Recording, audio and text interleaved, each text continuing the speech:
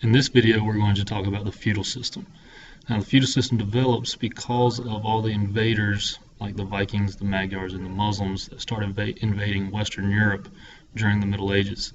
Now, the kings need to develop this new system in order to help defend themselves. And the feudal system is a political and social system based on granting land in exchange for loyalty, military assistance, and other services.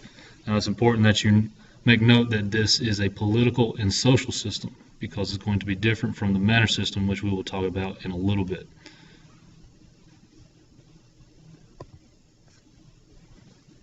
Why do they need a new system? Well, they need that new system to help protect themselves from invaders. And the feudal system is also a government based on obligation between the lord and the vassal. And this creates a very specific social class during the Middle Ages in these independent kingdoms that have developed after the fall of Rome. This is what the social class pyramid would look like. At the top you have the king. He has complete control of the feudal system, and he owned all the land in the kingdom, but he then granted some of his land to the people he wanted to, and in return they would give him certain things. So the people that the king gave his land to were known as nobles and lords. Now the king gave them their land, and this land eventually becomes known as the manor. They had complete control of their land. They could establish their own laws, could raise their own taxes. They had all control of the land that was given to them by the king.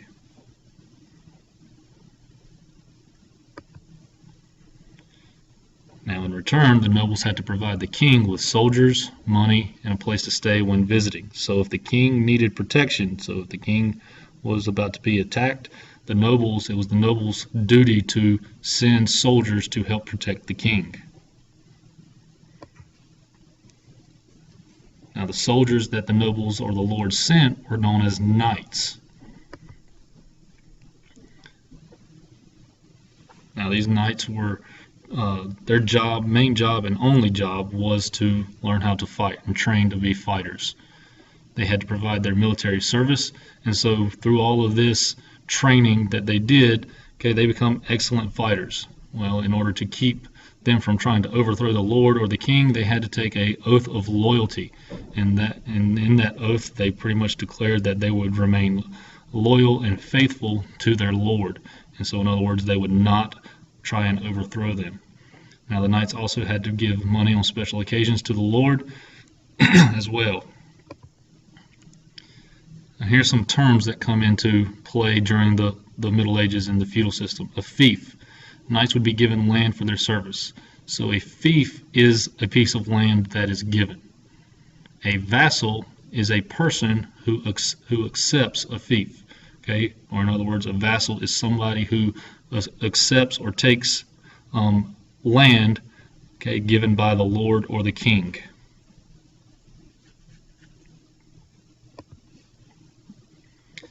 Now, a person can be both a lord and a vassal if the vassal chooses to give pieces of land to other vassals.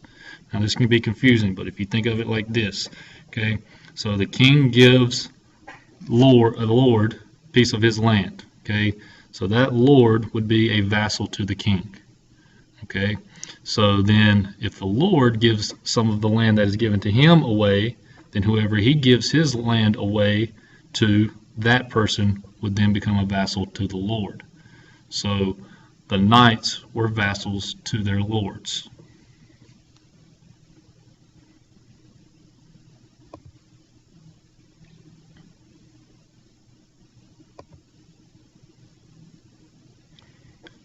Now on your note sheet you will see on the back the manorial system. Now, the manorial system is an economic system that was built around large estates called manors. So if you remember back, the feudal system was a political and social system, based around government and social class. The manor system or the manorial system was solely economical. And so the lords were the ones who lived on the manors. And so these manors are solely economical, meaning they want to be self-sufficient. They want to be able to produce everything that they need to in order to be successful and survive. They don't want to have to depend on anybody else to get the things that they need. And so these manors were generally owned by wealthy lords or knights, and they were very large estates or large houses. So an example we like to use is if you've ever been to the Biltmore House in Asheville. Okay, that is a very large house, a very large estate. That would be similar or comparison to a medieval manor. And at the bottom of our social class, we have peasants and serfs. Now, peasants farmed the manor fields in exchange for protection and land. Now, peasants, they are given land by the knights, okay, and they own their land, and so they can come and go as they please. But if you think back, remember, the Middle Ages aren't an easy place to live in. Okay, they need protection. The knights are there to give them protection. Okay, and so they want to have that sense of community and sense of security as well. Right, and so the peasants stayed on the land. They farmed the land. Okay, in exchange for paying taxes and giving the knights some of their food that they've grown. Okay, in return for having that piece of land to call their own and protection from the knights. Serfs, however, they did not own their land. Okay, they owed a service to their lord, to their knight. Okay, so peasants and serfs are not the same. Serfs were workers who were tied to the land, meaning that they owed some type of debt, usually a labor debt, to their lord. They were not slaves. They could not be sold. Okay, they just owed a debt, and they had to repay that debt. If you were born a serf, then you were more likely going to always be a serf.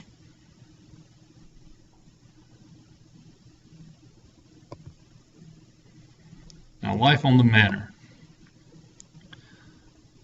In the manor system, okay, we see the development of new agricultural technologies, one being the three-field crop system.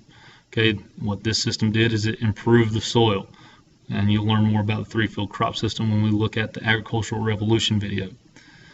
Also on the manor, you had a fortified manor house for the noble family. This is where the noble family or the knight's family lived.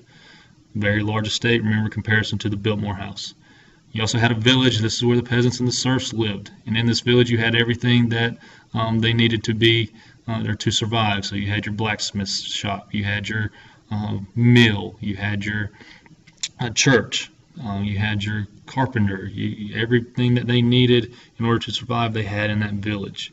Because each manor wanted to be self-sufficient. It included church, mill, blacksmith, anything that they needed, baker, clothes maker, shoemaker. They had all of those things in the village.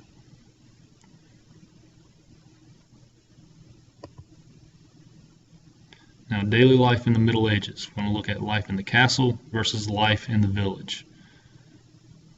Now, the kings are the ones who lived in the castle. Castle is obviously going to be a little bit bigger than the manor houses, but it's kind of similar to the manor houses that the lords and the knights lived in.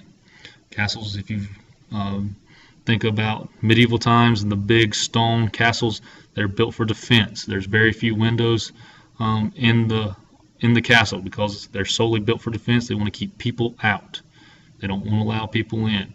They're there to help protect the family. Remember, they're wanting to protect themselves from invaders. Invaders didn't have siege weapons. Remember, like they didn't have trebuchets or catapults or anything to tear down the castles with, so they could not get in. And so this helped protect them from invaders. Castles were shared space, so when the invaders came, okay, all the people of the villages surrounding them would come into the castle and wait out the attack. And there were very few private rooms. Only the private rooms there really were for the royal family. In the village, you had 1 or 2 bedroom cottages. Remember, these are where the peasants and the serfs lived. They weren't that very nice of houses. They had dirt floors, very small windows, very few pieces of furniture. Any piece of furniture that was there, then the family probably had to build it themselves because they had long hours of work and they had very little time to make furniture for themselves.